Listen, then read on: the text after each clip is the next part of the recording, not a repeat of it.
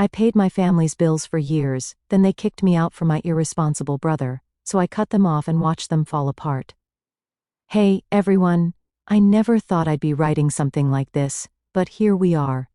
A friend of mine said I should post this here, and honestly, I could use an outside perspective. My name's Sam, a 26-year-old male, and it feels like I've been the one keeping my family afloat for as long as I can remember.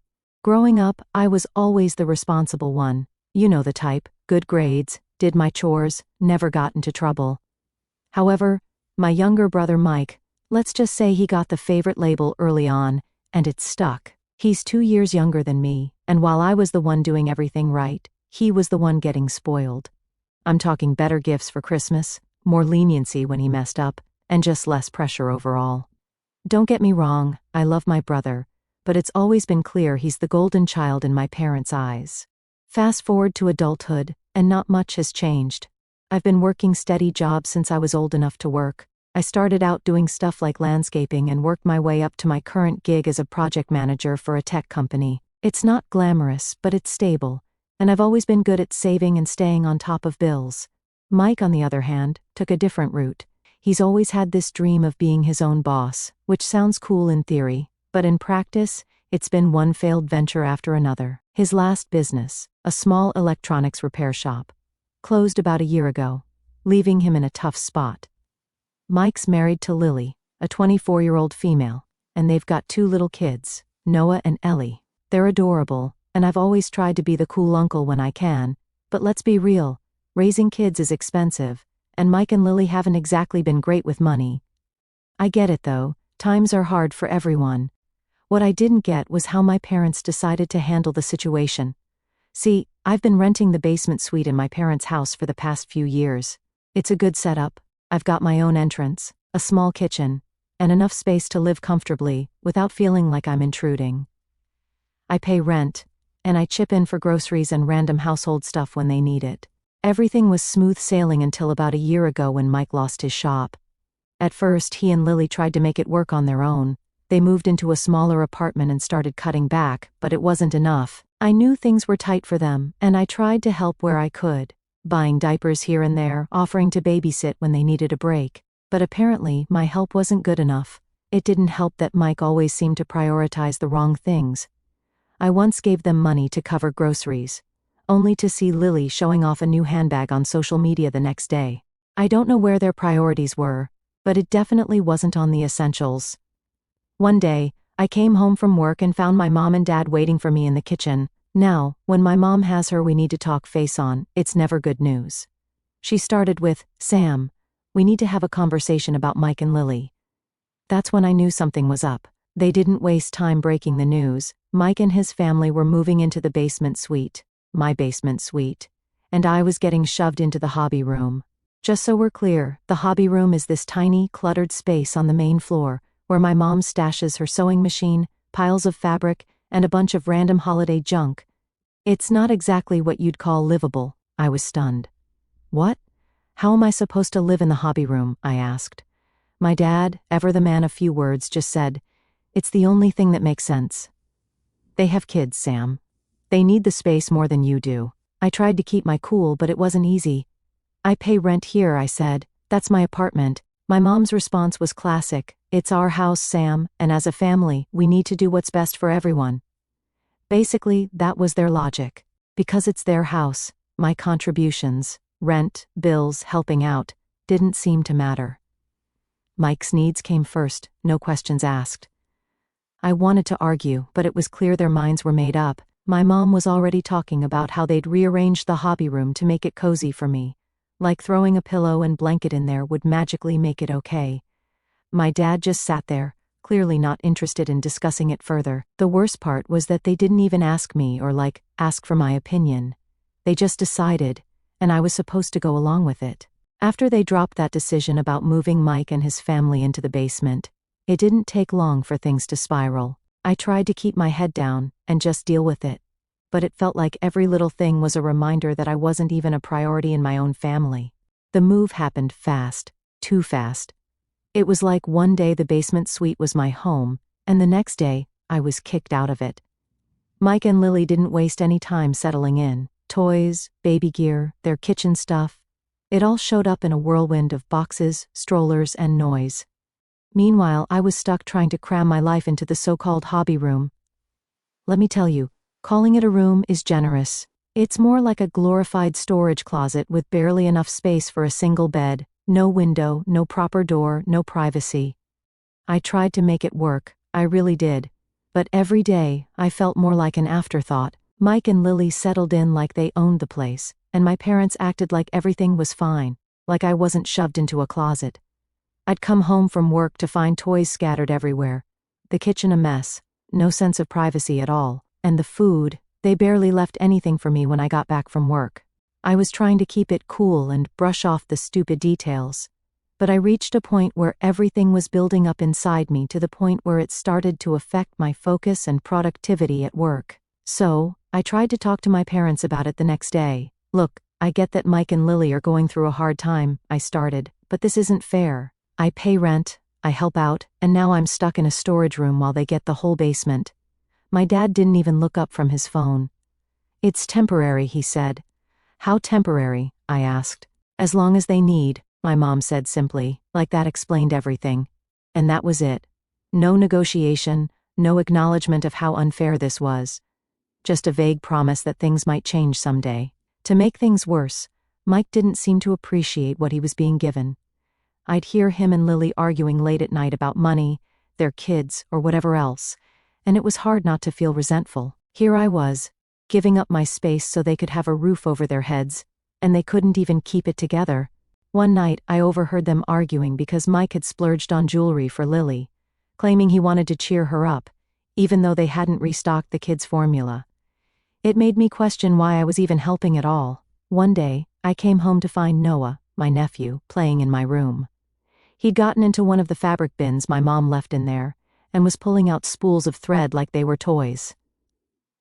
"Look, Uncle Sam," he shouted, holding up a tangled mess of yarn.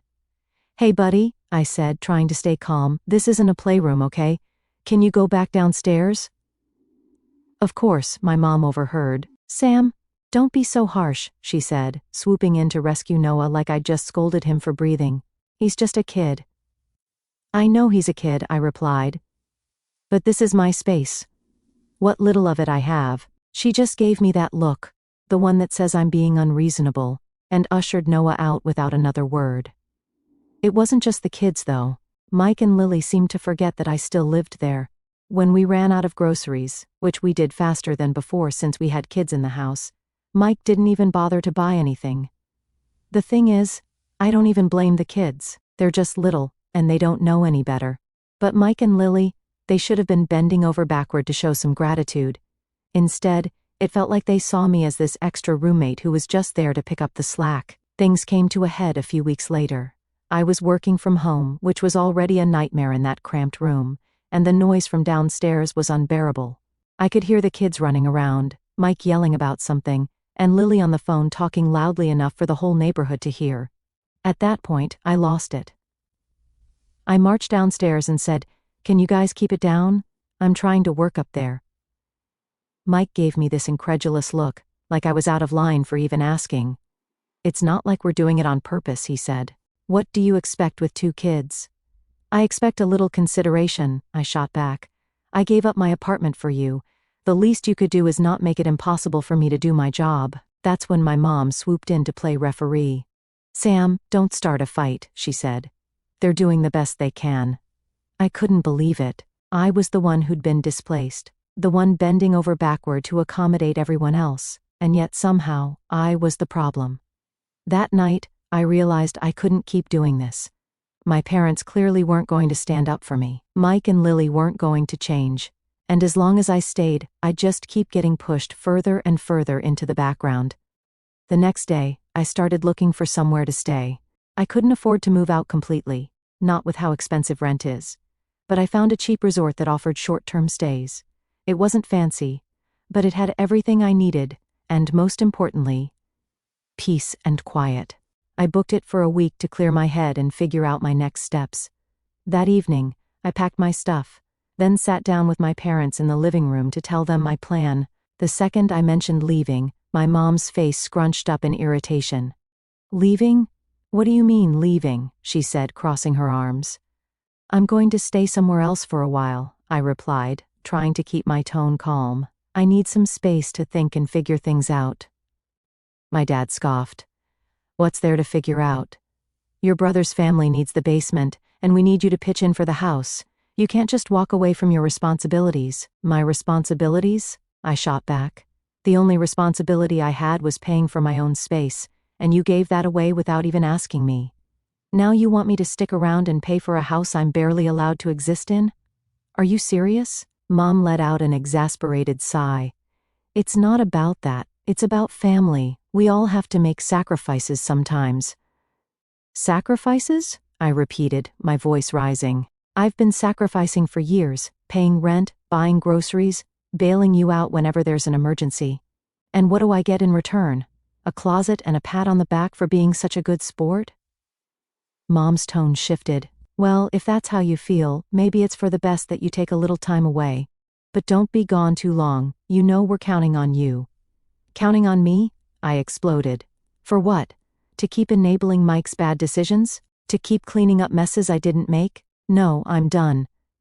Before they could say another word, I stormed out, slamming the door behind me. My hands were shaking as I got in my car. The first few days at the resort were blissful. No screaming kids, no dirty dishes, no passive-aggressive comments from my mom. I felt like I could actually breathe.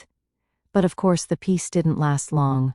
On the third day I got a text from my mom, Sam, where's the money for rent and groceries? We're counting on it to help Mike and the kids. I stared at my phone, dumbfounded. I wasn't even living there anymore, and she still expected me to contribute. I called her immediately. Mom, I'm not even at the house right now. Why would I pay rent? Her response was exactly what I should have expected. Because we're family, Sam. Mike and Lily need that space, and they can't afford it on their own. You know how tight things are for us. I couldn't hold back. Tight for you? You kicked me out of my own apartment without asking, and now you expect me to keep paying for it? That's insane. She handed the phone to my dad, who wasted no time laying into me. This is typical of you, Sam, always thinking about yourself. Your brother is struggling, and all you can do is complain. Have some decency. Before I could respond, I heard Mike's voice in the background. Let me talk to him.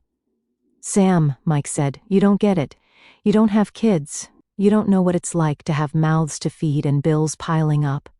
We're family. You're supposed to help. I lost it. You're right, Mike. I don't have kids. But I also don't expect everyone else to fix my problems for me.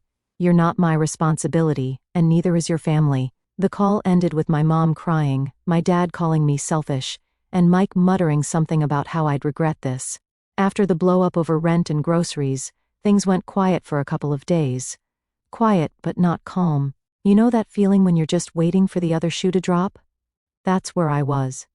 I knew my family wasn't going to just let me walk away. Sure enough, a few days later, I got a text from my mom. We're having a family meeting Sunday. Everyone will be there. It's important. Now, when my mom says family meeting, it's never really a meeting. It's more like an ambush. I knew this was going to be a bunch of people ganging up on me, but part of me thought, maybe, just maybe, this would be a chance to actually explain my side. I showed up on Sunday, walking into the living room to find not just my parents and Mike but also my aunts, uncles, and even a couple of cousins. It was like a mini family reunion, except the vibe was anything but festive. Everyone was sitting in a circle, and as soon as I walked in, I could feel the judgment. Sam, we're all here because we're worried about you, my mom started, putting on her concerned parent voice. Worried about me? I said, taking a seat. What exactly are you worried about? My dad jumped in. Your behavior lately. It's not like you, Sam. You're acting weird. Weird, of course. That was the word they always used when I didn't do exactly what they wanted. Weird? I said. For not wanting to pay for a house I don't live in?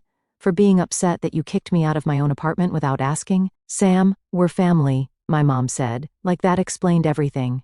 Family sticks together, and right now, Mike needs our help. That's when Mike decided to chime in. I know this has been hard on you, he said, trying to sound reasonable. But you don't understand what it's like to have kids. Noah keeps asking why you don't visit anymore. Do you want me to tell him his uncle doesn't care about him? I swear I felt my blood pressure spike. Are you serious, Mike? You're going to use your kid to guilt trip me now? How about you tell him the truth, that I'm tired of being treated like an ATM and a doormat? Sam, my mom said, looking horrified, that's uncalled for. Uncalled for? I said, turning to her. What's uncalled for is the way you've treated me. I've been paying rent here for years. I've helped out with groceries, bills, whatever you needed, and the one time I ask for a little respect, I'm the bad guy? How is that fair? One of my aunts decided to jump in at this point. Sam, you've always been the responsible one. Your parents count on you because they know you'll step up. But this attitude of yours, it's not who you are. I wanted to laugh. Responsible? Sure. But that didn't mean I wanted to be the family's punching bag forever. Being responsible doesn't mean letting people walk all over me, I said. And that's exactly what's been happening. You all act like I owe Mike and Lily something just because they've got kids. But where were all of you when I needed help? Oh, right, you were busy telling me to step up. The room went quiet for a second, but then my dad spoke up. This isn't about the past, Sam. It's about right now. Your brother is struggling, and we're trying to hold the family together. Why can't you see that? Because no one asked me, I shouted. You didn't come to me and say, hey Sam, we're in a tough spot, can we figure something out? No, you just decided that my life didn't matter as much as Mike's. You didn't give me a choice. At this point, my mom started tearing up, which, let's be honest, was her go-to move whenever things didn't go her way. I just don't understand how you can be so cold, she said. We raised you better than this. You raised me to put everyone else first, I said. And look where that's gotten me. Living in a storage closet while Mike and Lily take over my space, using my groceries, and expecting me to keep paying for it. How is that fair? Mike tried to jump in again, but I cut him off. Mike, let me ask you something. When you had your shop, did you ever help Mom and Dad with bills? Did you ever pitch in for groceries or anything else? He looked uncomfortable. That's different, he mumbled. Oh, it's different? I shot back.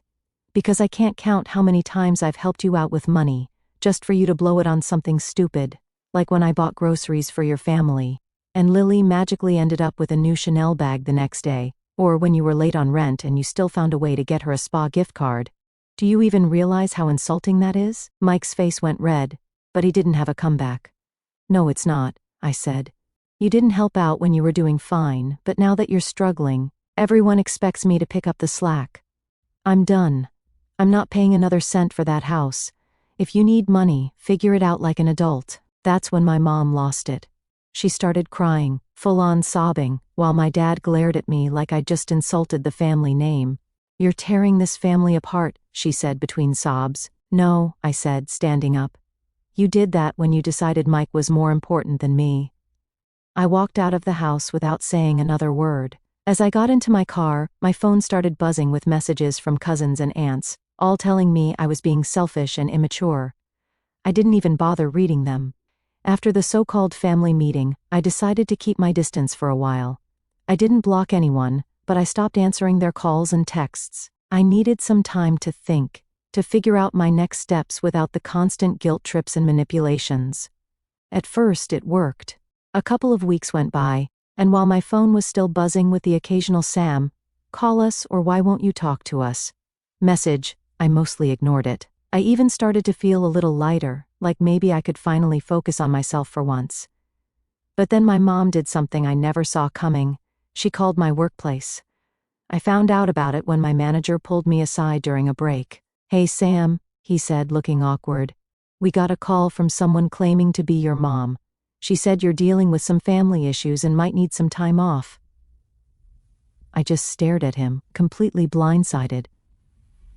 What? No, I didn't ask for time off, and I have no idea why she would call. Well, I figured that might be the case, my manager said, trying to sound understanding. But she left a pretty detailed message. She mentioned some stuff about your brother and housing issues. I was mortified. My personal life, something I tried so hard to keep separate from work, was now out in the open, thanks to my mom. That evening I called her.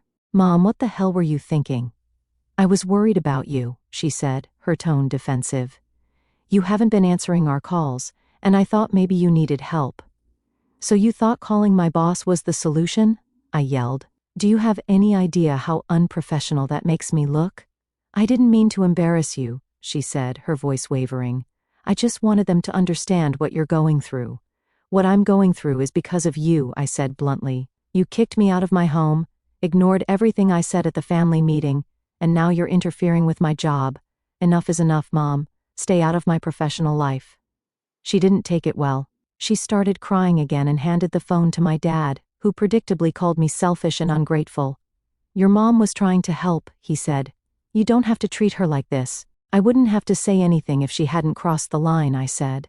This isn't okay, Dad. None of this is okay. But it didn't stop there.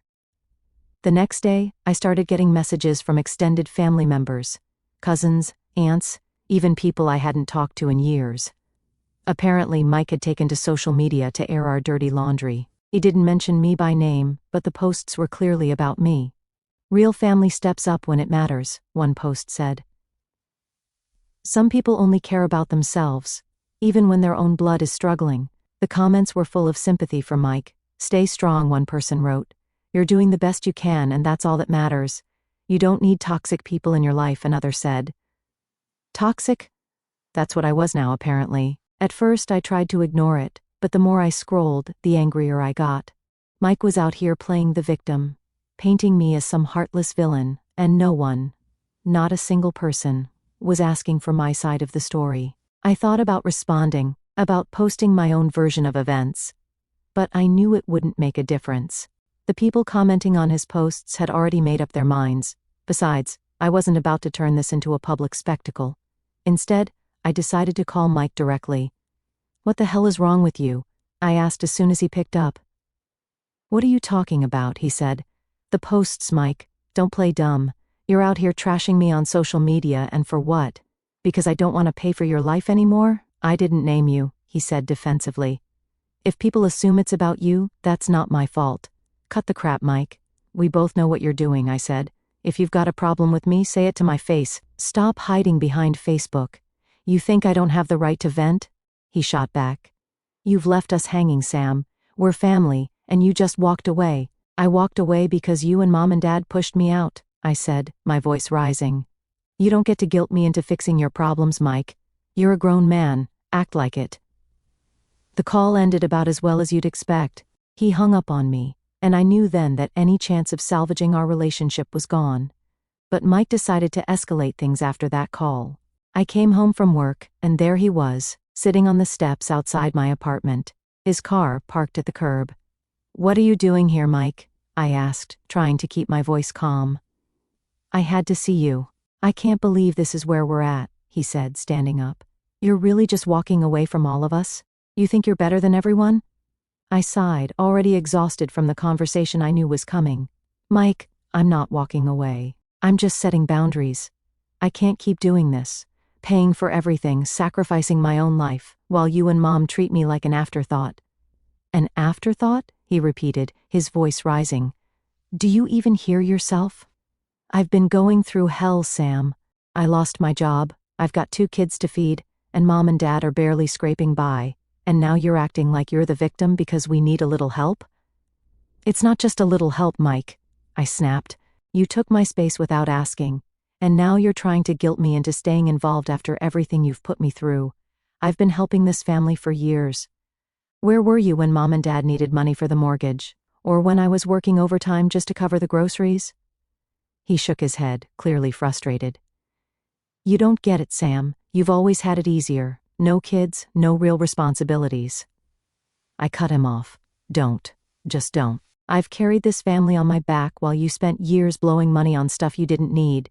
And now you want me to feel guilty because I finally said enough is enough?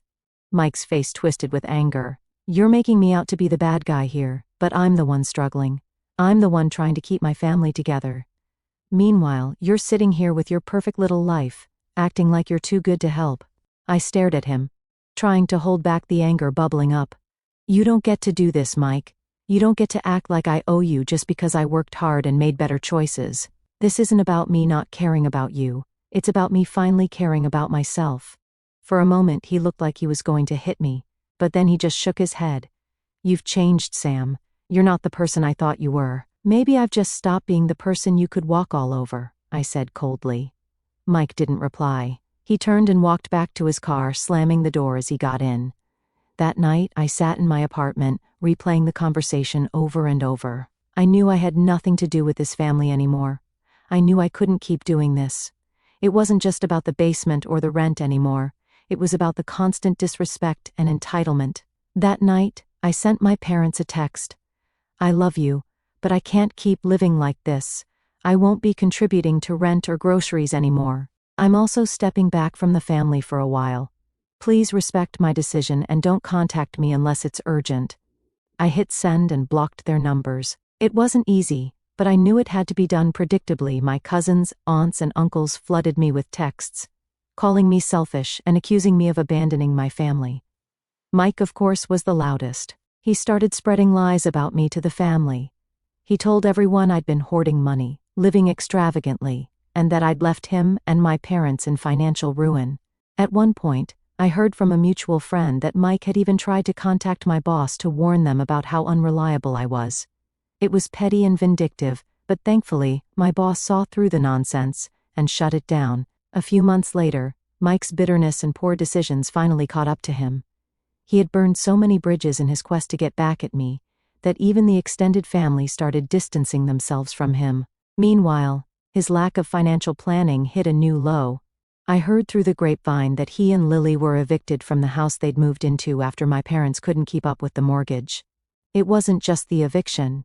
Mike's actions began unraveling his own life. Lily, fed up with his behavior and unwilling to keep scraping by, took the kids and left him. He was left with no job, no family support, and no place to stay. When I found out, I'd be lying if I said I felt sympathy. It was hard to muster any, after everything he'd put me through. His obsession with revenge had done nothing but dig him into a deeper hole. As for me, cutting ties with my family wasn't easy, but it turned out to be the best decision I'd ever made.